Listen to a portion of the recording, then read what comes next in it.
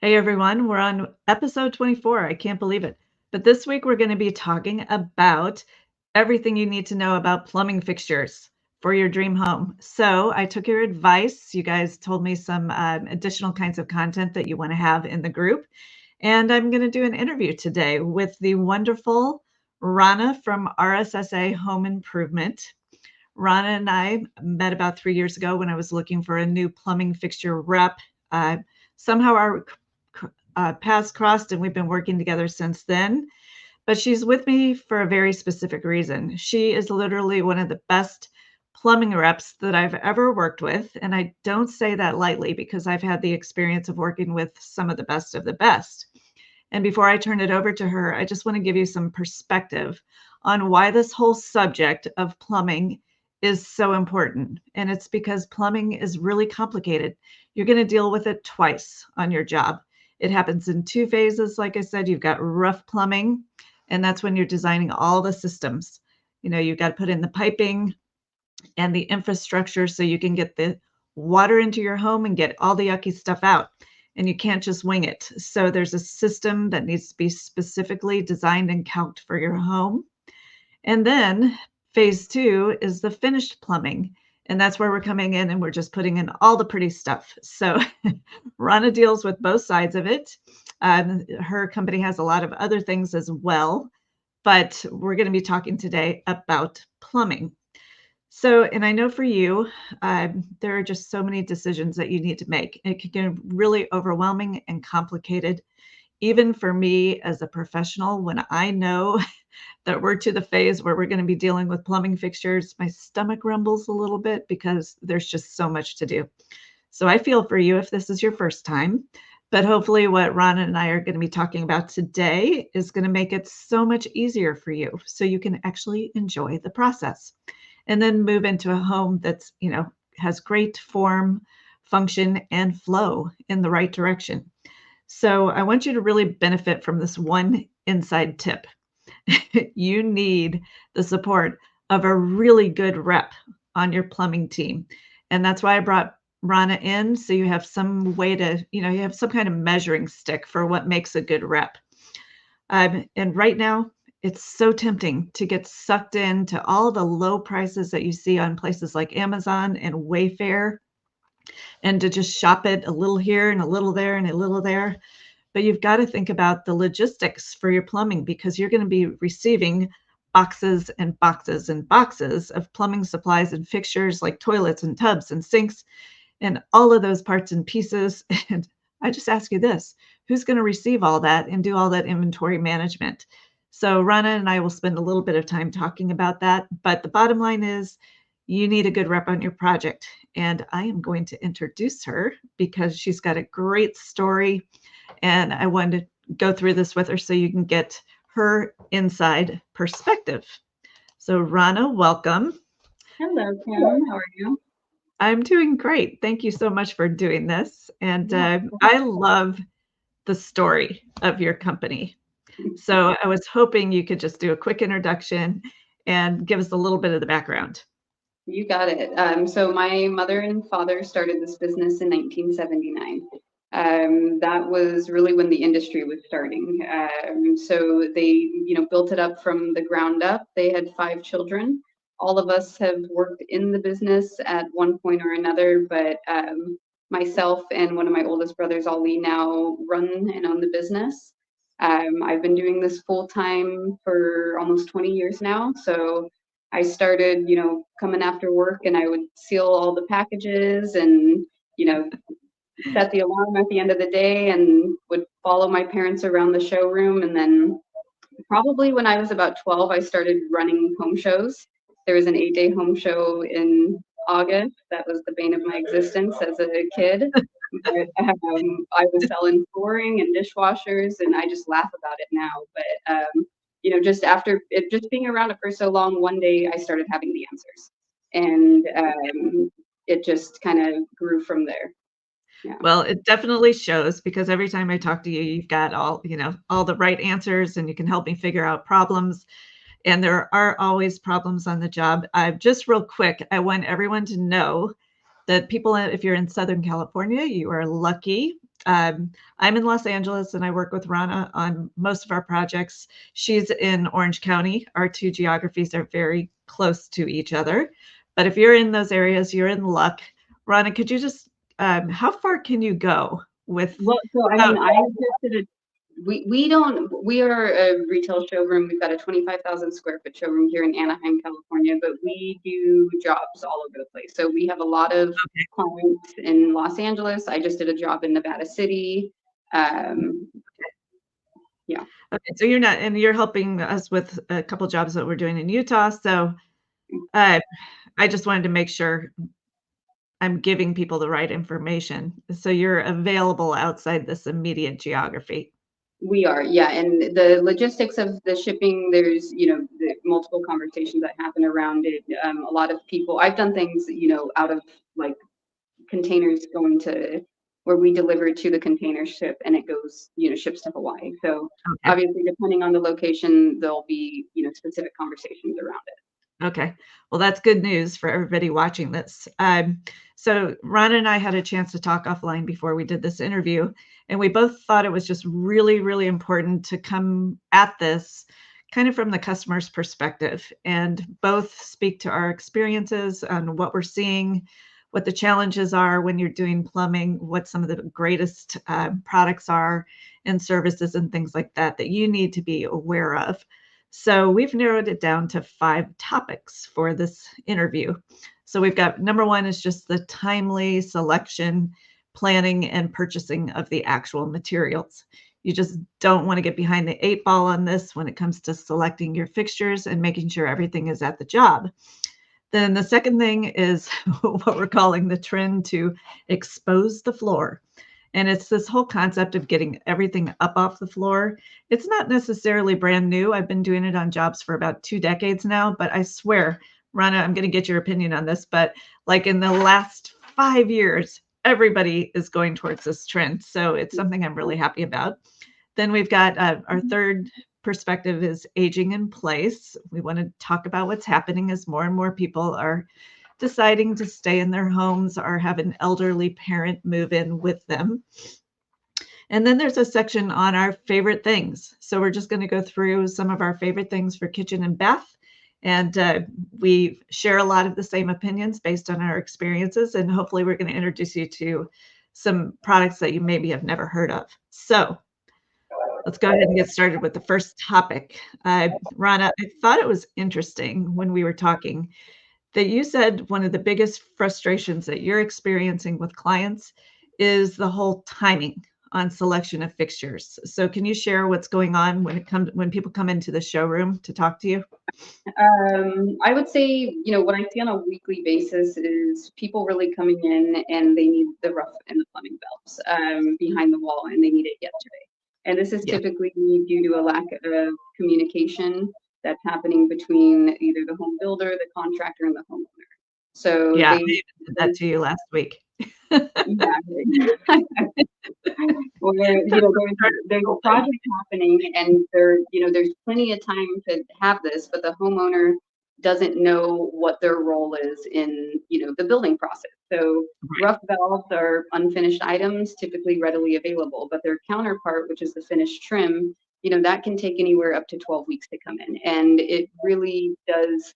Obviously, the finished trim gives the whole finishing aesthetic of the bathroom, and if you don't put in the right rough valves, you can't get the things that you want out of it. So I would say that that's probably one of the biggest issues that we run into, is where homeowners are kind of put into a box and they either have to decide, am I going to put the project on hold and get what I envisioned, or am I going to have to go with more of an off-the-shelf option and just kind of settle, which is a big settle when you're spending the kind of money that people are spending in these situations. Yeah, that's the thing. I think that's where, from my perspective, in the parts of the field that I'm dealing with, are when a customer has gone through so much work designing and doing a major renovation or building a custom home, and then they run into an area like this where they might need to compromise for one reason or another during the poor planning.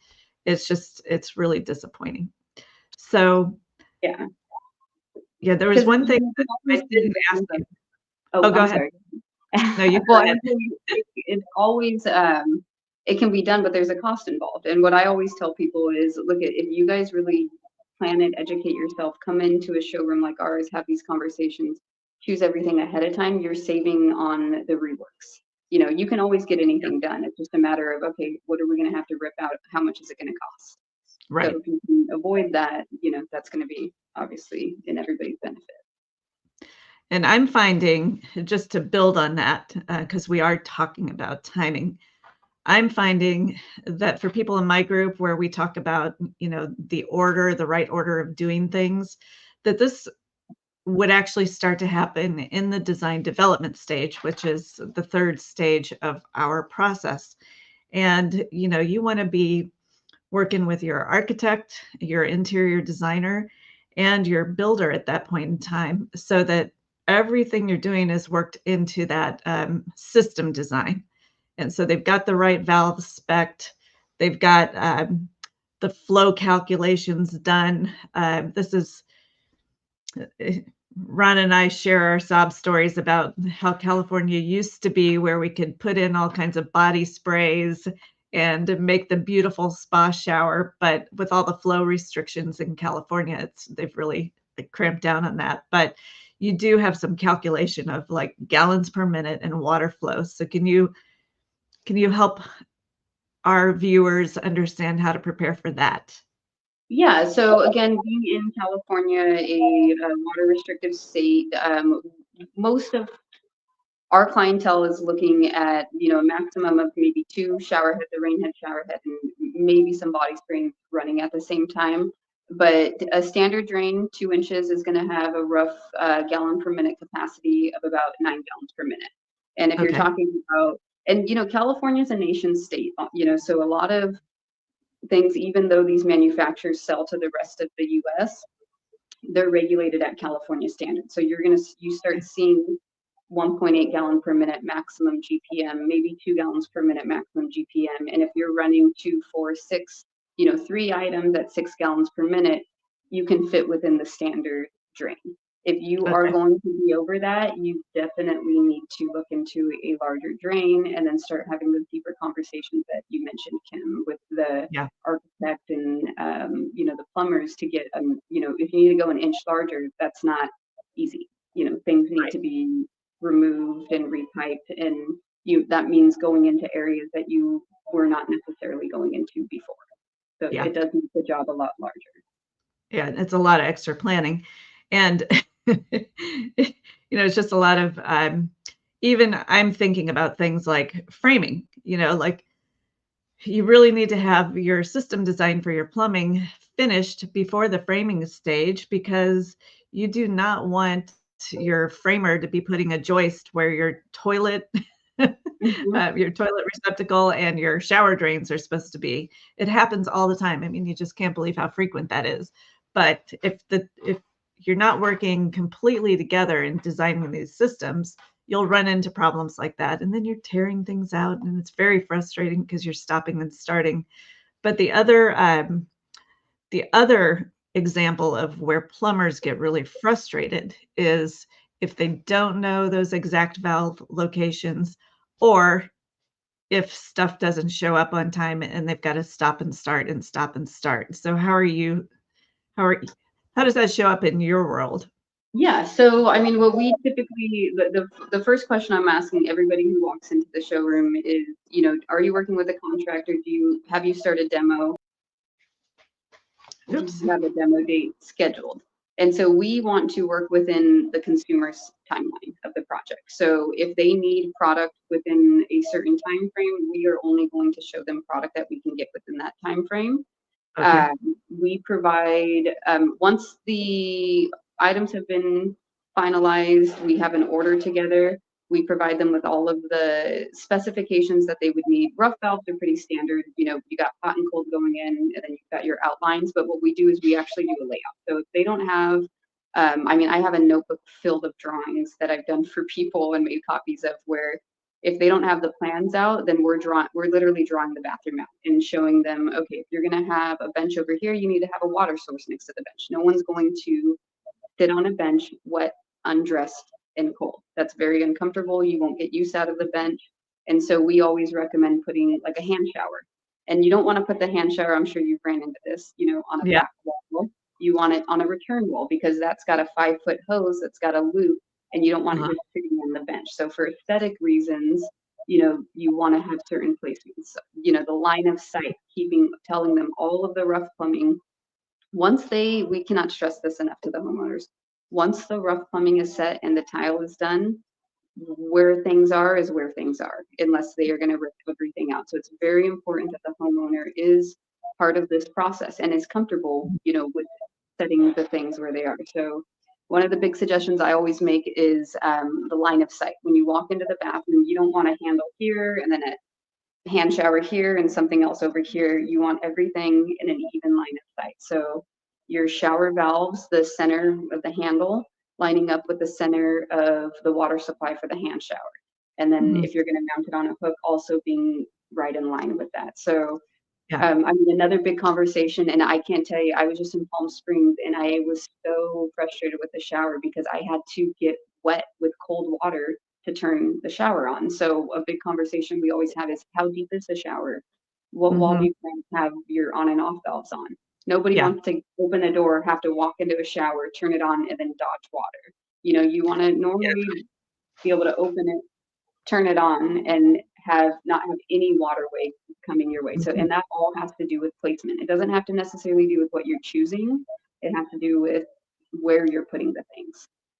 I'm so glad you brought that up because tell me if you're seeing any of this. But in our market where we are, we're actually seeing sometimes the thermostatic valve is going on the outside of the shower. So you're operating it right before you step in. The On some only of these one bigger showers, it's like we're starting to do that.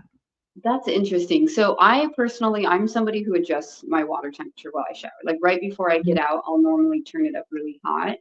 Yeah. So for me, we're not really doing too many of those. More so with like steam units where we'll put a Mhm. control outside. But now those things have apps on them, so that's not really needed. But no, I'm really not seeing too many. And I think that I would prefer it to be just to have access to it on the inside. Right. What Okay. are your So there's on definitely some that? pros. Yeah. We end up doing a lot of these, like, really supersized showers that are maybe, 10 or 14 feet long by about 6 feet wide. Sometimes they don't even have glass on them. It's just like a space that you walk into for a water experience. Mhm. And so it's more on those kind of showers, but the valve controller is usually, like, right outside of that area, which is Yeah. interesting concept, but it seems to be catching on up here. You brought up some really, really great points about, I'm one of those also that I get into the shower and I want to constantly adjust my temperature up and down. So having it, I think, close is the key thing, but line of sight is really, really important. Um, yeah, and Rana, I did not know you have this like proprietary database of details. I'm gonna have to tap into that. I didn't know you had that. That would Yeah. be actually be really helpful, but it totally makes sense. You should probably publish those into a book. Oh man, they were like chicken scratch, and people are like, "Can I get a copy of that?" And I'm like, "Let me clean it up a little bit, and then I'll send you a copy." Okay, so in terms of showers, I wanna go on to the next topic now where of this exposing the floor. And like I said, we've been doing the raised vanities and raised toilets for a while now, but I swear, just like in the last 3 to 5 years, everybody all of a sudden wants that, even if they're doing a more traditional home. So what are you finding in the showroom? Yeah, I think that I would say that that's the one thing that when I have repeat customers either doing a family member's home, a second home, or a secondary bathroom, those are the things that they come back and they always want to replicate. Wall mounting the faucet, the vanity, the toilet flush cleaner, even trash cans, getting Yeah, everything off of the floor. The easier something is to maintain and upkeep, the more realistically you as a homeowner are going to do that. You don't want a full-time job, you know, keeping everything clean. Mhm. Most of the product that we sell here will last a lifetime if it's kept and maintained properly. Okay. We have a lot of people, and it goes back to what you were saying about the planning phases. A lot of people, if they haven't planned for it, they haven't budgeted for it, or they don't have enough time to reroute the plumbing on these things, then they're Mhm. not able to get what they want. When we're doing new construction, I would say 95% of everything is wall mounted because you're not paying an extra cost for it. It's just a note that's being made and then it's Right. being done properly versus having to reroute drainage and other things like that. Mhm. Yeah. I am So finding on the wall mount stuff, especially like most of my projects on the wall mount, I'm still doing custom cabinetry. But when mhm. I'm buying a prefabricated vanity, meaning a vanity that has just everything built into it, the countertop, sometimes it comes with fixtures, sometimes it doesn't. I'm getting a lot of questions from the plumbers on the job site wanting to get the, cabinet specifications to go along with it. So are you seeing any special challenges Yes, with I'm actually it? glad you brought that up because whenever we do a wall mount vanity, we have a very specific conversation with the homeowner, printing out specifications on the counter, the sink, everything. Because if you're doing it wall mounted, you really have to fabricate your own countertop because anything prefab is going to come with holes drilled and they're going to come with a sink mounted. Typically on a wall mount, you're going to, when you have a deck mount faucet, you need enough space to get behind and clean, right? Mhm. When you're Right. wall mounting it, you don't need that big of a space. So typically what I see happens is you'll have from wall to center is about maybe 6.5, 7.5 inches coming off the wall. And so that sink actually gets pushed further back. And Mhm. so it's a conversation with the plumber. How high are you going to mount it? The Okay. counter fabricator, the distance between, for the sink because the sink can be mounted anywhere. The Mhm. faucet is the fixed variable that can't Right. typically can't be changed. So you're mounting it to the length of the spout, and that takes. I mean, you can't just go and have them fabricate it anywhere because they'll put it in the center and it's going to be too far out. You're going to have Mhm. water all over the counter. So just keeping in mind the distance of the sink from the back wall so it lines up with the wall mount Okay. faucet. And maybe you could solve this mystery for me. I get this question all the time, and my answer has changed through the years. But everybody wants the wall mount, center set wall mount faucets with the cool levers now. And in the past, I would always get from the plumbers, "Oh, that costs so much more. That costs so much more." But what are your actual real world experiences with that? So we don't do any of the labor. We're a retail showroom. I know what's involved is basically going into the drywall. So most people are going into the drywall in the shower, and then when it comes time for the lavatory vanity sink, they're not going into the drywall. They're just kind of replacing stuff. So there definitely is an added cost when you're doing this as a remodel. Yeah. Where they've got to open up the drywall and basically pull those lines from down all the way up, and then they Mhm. also have to install a valve. So there might be a little bit of reframing behind there. So there is a labor cost to it. And whenever, at least when I'm having these conversations with homeowners, I'm always talking about that labor cost because that's the Mhm. overall budget. And I don't Right. want to somebody something that's going to, increase their budget by 40% at the end of the day. So I think it's always important to have that conversation. And also, depending if you're already set with a contractor and you're not shopping things and having Yeah. these conversations ahead of time, that's part of it too, because one contractor can jack the price up because they just don't want to do it. So Mhm. back to your side of planning things, this all has to do with, who's the right contractor for you too. Do they have the skill set for it? Are they going to add Exactly. on percentage because they're not comfortable with it? Right. Yeah. And those are important discussions. I have seen it be much more expensive or even not possible with certain remodels just because of that. But I think in new construction now, in my experience at least, the cost to do a wall mount faucet versus the deck mount, I almost think it's to the point where it's just a matter of preference at this point with new construction. New construction, I don't see why it would make a difference. Yeah, I've been told that, yeah, whatever, it's new construction, we're building, or if it's an add-on, an ADU, or if they're taking everything down to the studs, then in right. those instances, it shouldn't, from what I've been told, it's not an additional cost, or not Yeah, much of an additional cost. that's been my experience too. Okay, so we're talking about these beautiful here's another couple things that I've run into, and I'm just wondering how it's showing up in your world, but you've got the wall mount toilets, and one thing that I actually didn't realize the first couple times I did a wall mount toilet is that the internal mechanism can either be set for 4 inches or 6 inches, depending on whether you're using 2x4 framing or, uh, 2x6 framing. And I ordered some things. I've made this mistake. I ordered some 2x6 insets when we had 2x4 walls. So, can you talk a little bit about that? That's Yes. So Deveret is probably one of the major manufacturers who does the wall carriers.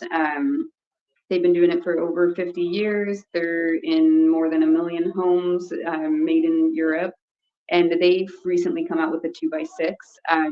Always to be safe. So 2x6 is gonna obviously can be installed. A 2x4 can be installed in a 2x6. The benefit of the 2x6 is yeah, they have more room to work in there. It doesn't yeah, give any benefit to the homeowner as far as like functionality of the toilet. The 2x6 is just that it gives you a little, the contractors a little bit more room to work with. mhm. But yeah, if you've got 2x4s, you need to use a 2x4 carrier. Yeah, If made you the have mistake. 2x6s, you can use either or. Mhm. And not all manufacturers offer both. So that is something, like if you, yeah, but if you have 2x4, that nothing's going to be smaller than a 2x4. So either way, Okay, you will find something that works. yeah. And we, from our perspective too, as builders, we like the Geberit brand too. I think it's a really good brand. But you have, and I forget what the brand name is, you have this beautiful wall-mounted toilet, um, that we We, used on one of I think you might have done the Icera. our Um, it was a different brand for me, and I really liked okay. it. Yeah. So the thing is everybody uses, anyone who is not using Geberit's wall carrier was using it, and then they were finally able to either reverse engineer or figure out, how to make a carrier that worked for it. But Mhm. everybody used to use Geberit. Most manufacturers still use it. There's Duravit, Laufen, Icera. Those are all manufacturers that offer really nice toilets, and they all use the Geberit wall carrier. They do. Okay. All right. That's good to know.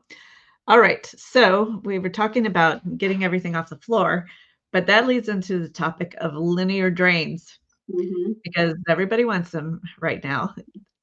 From my perspective, I will say with a pretty strong opinion that it's really hard to do this in a remodel because you have to set your joists differently, or you have to dig up the existing concrete if you're on a ground floor. But in new construction, it's easy to plan for this. But tell me about some of your experiences with linear drains and what you're recommending at this point. We always recommend, well, the first conversation we'll have, if it's not new construction, if it's a remodel, we tell them go to the whoever's doing the installation and make sure that they're comfortable with this and they're okay. Because like you said, if it's on a slab foundation, they have to basically jackhammer the, not just where the drain is, the entire thing to raise it down. So there's not a step when you walk into it. Right. But we always recommend site sizable for so they can do flush installation. You don't know, the finished wall, what it's going to be until you're in there working. The tile's been picked out, there's different thicknesses. So we always recommend site sizable. It can be cut down in the field, Oh, and that's I to actually allow didn't know for the flush installation. that. Okay. Um, they So is that QM Drains that's doing that? Who's doing that? Infinity Drain has that. QM Drain also has it. Okay. There's and yeah, there's a few other manufacturers who will offer again site sizable, and the not only do the sites need to be cut, but the actual hole for the drain needs to be drilled. And this is helpful for somebody who doesn't want to move their drain. Maybe Mhm. they're doing other things, but they want their drains offset. They don't want to move it. They can do a site sizable unit and have that outlet drilled offset. Yes, so they're which kind is, of disguising the location. yes, It looks yeah, like they put in a new drain, but they actually just tapped into their old existing drain. exactly. As long as it's, Yeah. located in the right location against one of the walls. But the other thing would be a fixed length, and I would say that's what a lot of people do. But when they do that, they're going to typically leave a gap on the back wall and the two sides. And in my opinion, that just really leaves room for pooling. There's really no way to test the shower until it's done. And if it Mhm. doesn't drain properly, most people live with it to a certain extent unless it's really bad. I've Right, seen a lot of showers who it's just you have pooling water because they didn't either take the extra time or spend the extra money to do a site sizable and really make it flush the way it should be. right. Okay, so this just came up on one of our projects last week, and you were having this discussion with my husband, Frank, I think, but, he just wanted to keep adding body sprays and body sprays.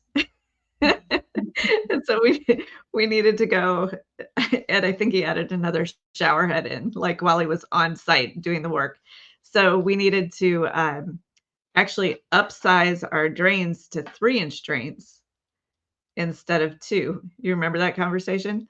Yeah, because you guys you don't have any of those water restrictions. So you had, probably more than 14 gallons and, potentially a minute coming out, which would Yeah, have totally flooded, I mean, a yeah, standard drain. Yeah. right. Yes, and we had a damless shower, so that would just be like a insurance policy waiting to happen, or insurance claim waiting to happen. So, also in the bathrooms, people are wanting the spa bath experience, you get that with the extra rain heads and the body sprays and things like that, but more and more people are asking to put in steam units, and I know you have some, a lot of direct experience with this, but also some opinions about the steam units and how they can be used.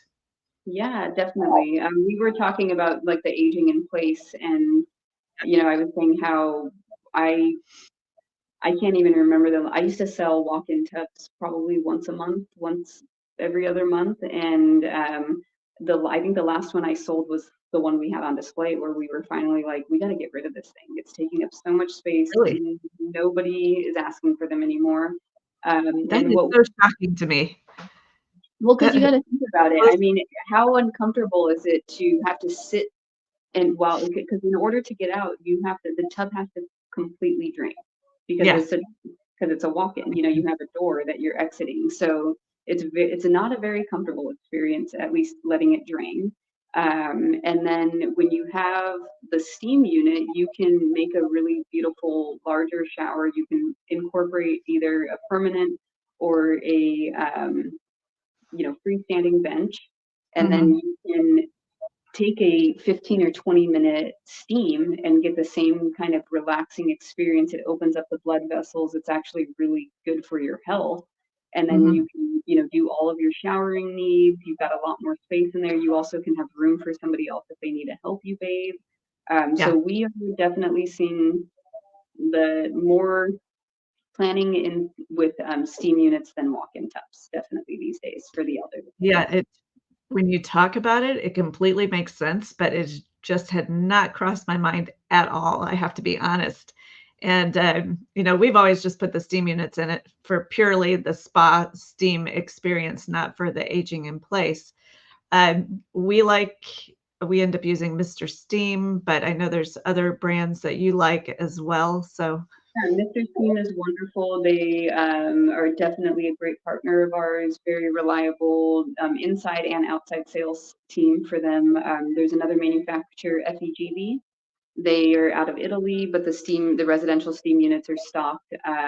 They actually do indoor saunas also, which we have on display here, along with the okay, steam unit. Thermasol's another reliable name in the industry. okay. Now, the one thing about steam units, though, is, it's just like, calculating your water flow. You've gotta calculate it's all based on the size of the room or the enclosure, right? Yeah, the cubic footage. So the manufacturers caught on. They used to require all these calculations width times height times this percentage divided by your social security number to get what steam generator you needed. And so now the menu, like these manufacturers, the three that I just named, they all have configurators on their website. So the They one do. thing that Okay. yeah, the one thing you need to know really is like the material, and the main reason for that is because if you're doing like a porous concrete compared to a Mhm. porcelain or ceramic tile, that porous concrete is going to absorb that steam. And the whole goal of a steam shower is to have consistent temperature. You don't want to get the chills while you're in there. You don't want to get too hot. Right. You want it to be comfortable. And Mhm. so all you're doing is putting in width times height times length, the material. It'll calculate the cubic footage. It'll provide you with the generator, and then we would basically go over all your options as far as the finishing trims. They offer lighting, they offer speakers, they offer linear different types of steam heads. So just kind of, but once you get the generator, then you're set. It's just Okay. a set. Yeah. Okay. You don't want to So, go over 8, 9 feet typically because and it's very height. difficult. Eight, Okay. yeah, 8 feet is ideal for a steam shower, and that's really because heat rises. That's in order. It just makes it difficult, within the science for them to maintain a comfortable experience when you go above 8 feet, above 9 feet.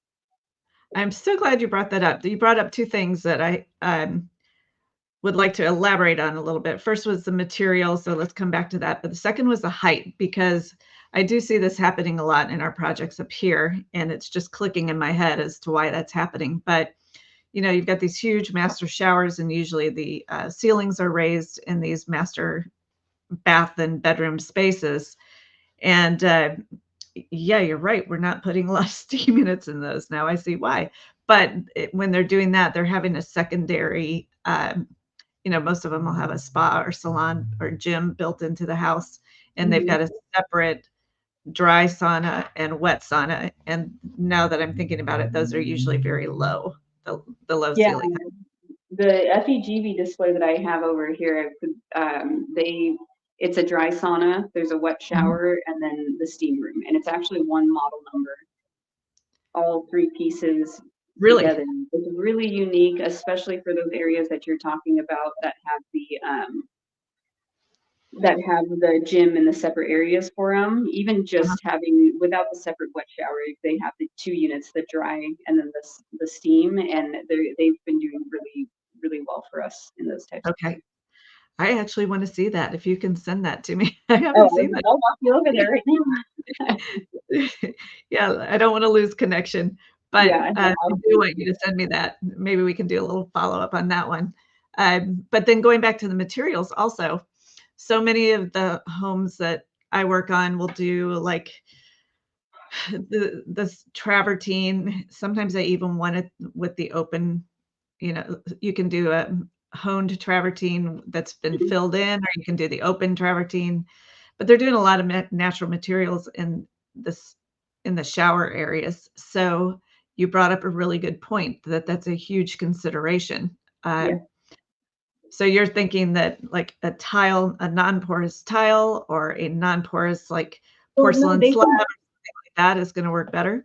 Well, it's not that one's gonna work better than the other, it's just that we have to calculate for it. So if they Okay, know that it's gonna be porous, they're gonna add, for a 10 or 20% loss in the steam and got basically it. Okay, compensate that with a higher, more powerful generator. And then the other okay. thing That has to note to do is with the calculation. yes, so that's all. As Okay. long as things have not changed from speccing to installation, if something's Mhm. changed from speccing to installation, you're gonna have a problem. But as Okay. long as you're prepared for that, they don't have to change their aesthetic or their surface of choice. Okay. And one of the things we're always battling with when we're putting in a steam unit is where do you put the unit? Because you got to kind of plan for that ahead of time. So, in your opinion, dealing with these all the time, where do you think the best place if you're planning new construction? Well, Where's normally, the best place to put the unit? if you're planning new construction, ideally somewhere you're going to have access to it, right? So if there is a separate cabinet or like people will do a bench and there's going to be a hallway on the opposite side where they can have access to it. Mhm. Whether you're putting the access panel in now or not, as long as if something does go wrong, you need to access the unit. You have easy access to the generator. I think that that's Yeah. probably the most important part. Okay. So So whether our it's challenges, we run into challenges with the really modern homes. On a more traditional or like a farmhouse style architecture, we can easily put them in the attic. mhm. Uh, and that works really well. That's usually our kind of go-to strategy. But when you've got the more flat roof, ultra modern home, it gets a little more challenging on the location of that unit.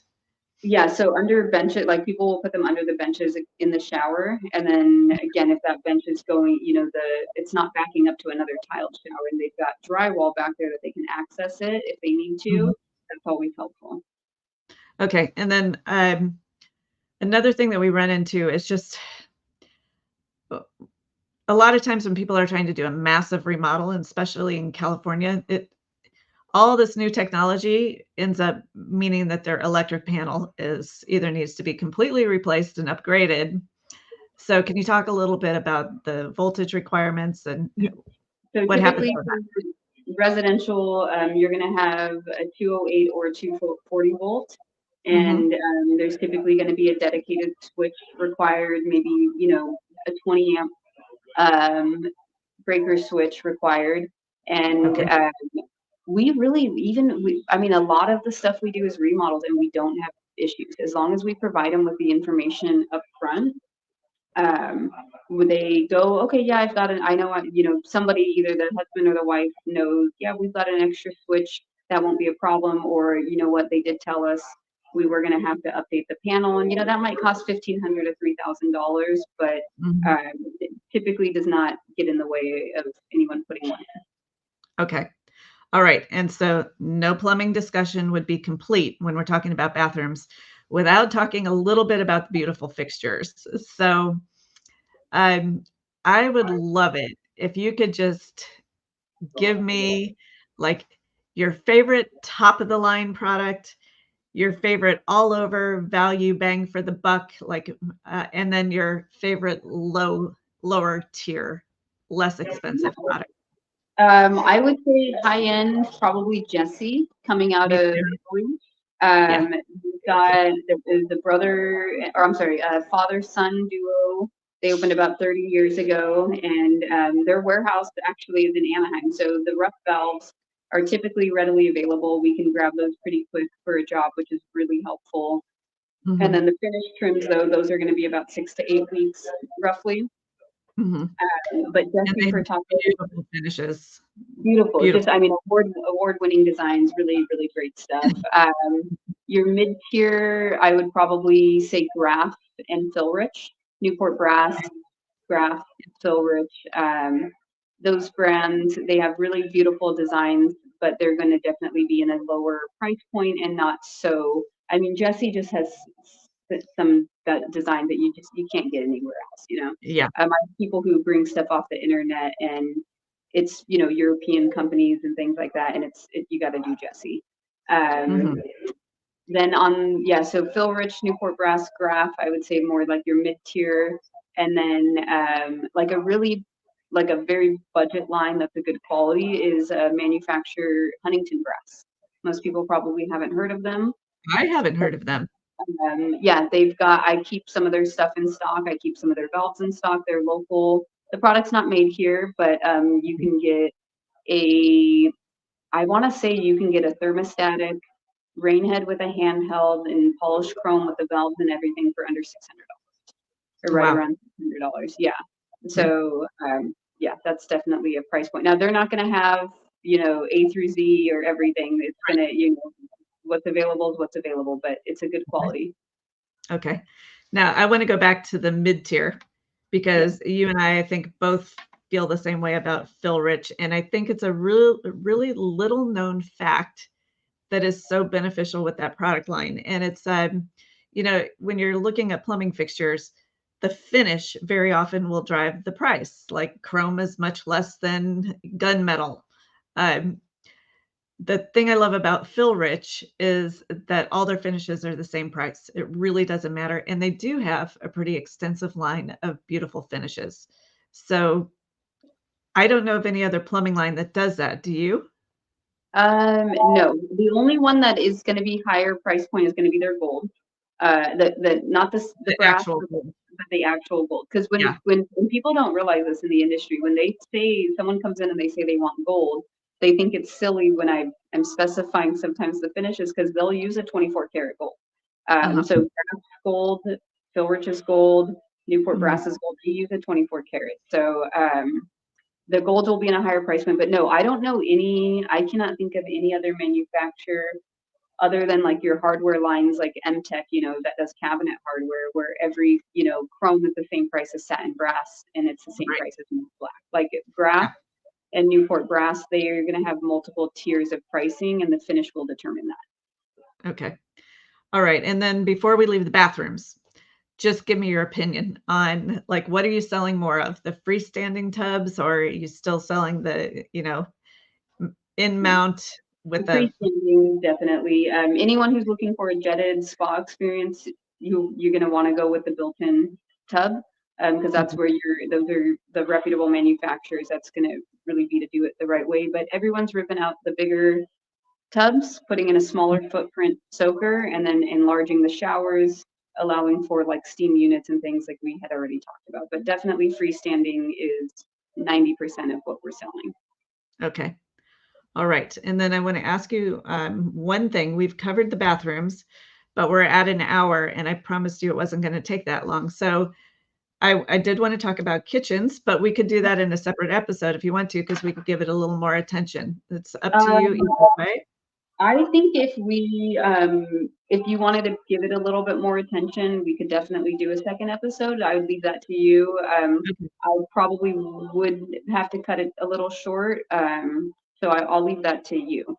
Okay. All right. Let's do a separate episode for kitchens because I think there's so much stuff we can talk about in the kitchen too. And you do have, maybe we'll expand it because you have products outside just plumbing fixtures that are great for the kitchen, like, the appliances. And actually, why don't you just tell us everything that you carry in the showroom, all the Yeah. different categories? So, when my parents started the business, they always they didn't want to just be a plumbing store, a kitchen store. They really wanted to be able to service the whole home. So, hi, my pleasure. So that's what we do. So we do indoor, outdoor appliances. So we do all of Okay. the barbecues. We do the fire pit. I do, Brahmic InfraCheck heaters, the gas and electric heaters. Okay. The all of the outdoor. Well, I mentioned the appliances, so wine units, beverage centers, things like that. Uh-huh. We do windows and doors, so La Cantina, those big bifolds and the ones that kind of recess into the walls. We Okay. do, and then everything inside. So we don't do garage doors. That's pretty much it. But other than that, I mean, the decorative lighting, landscape lighting, all of the plumbing. We do the surfaces, the tile, countertops, kitchen cabinets, bathroom cabinets. So pretty much everything else. I mean, my brother just filled up a truck of drywall sending it to a job site because we have access to all of these accounts. So truly, if you're building a new home, if we have enough time, to gather all the information, we can pretty much provide you with everything. Okay. Fantastic. Well, I just wanted to say thank you because you're a wealth of information. And like we said at the beginning, plumbing is really complicated. It can be extremely challenging. So, somebody like Ranna is going to be there to help you get it all together and make sure you don't have problems in the field on either one of those phases, on the rough end or on the finished plumbing. So, is there any other words of wisdom or advice you'd like to share with our You know, I members?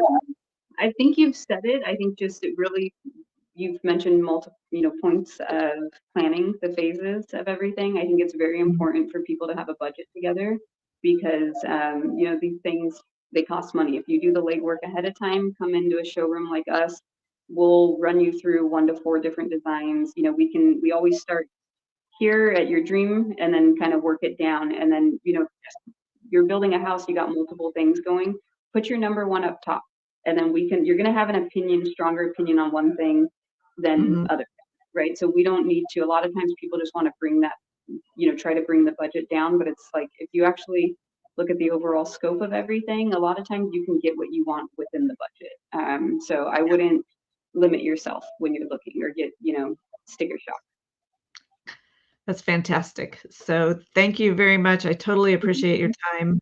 And anybody that's listening to this that wants to reach out to Rana, feel free to do that. I'm going to have all her information in the description. And just to clear it up, I don't have any kind of affiliate relationship with her for you guys at this point in time. But it would be helpful to know if you do call her, just let her know that you found out about her from Kim on Dream Build Academy. And we will see you in the next one. So thank you, Rana. I really appreciate your time. And send me the information on that that integrated spa. You got it. that you You were got it. talking Thank you so much. Goodbye to the viewers. Take care. about. Okay. All right. Well, thank you. Talk to you soon. Okay. Bye-bye. Bye-bye.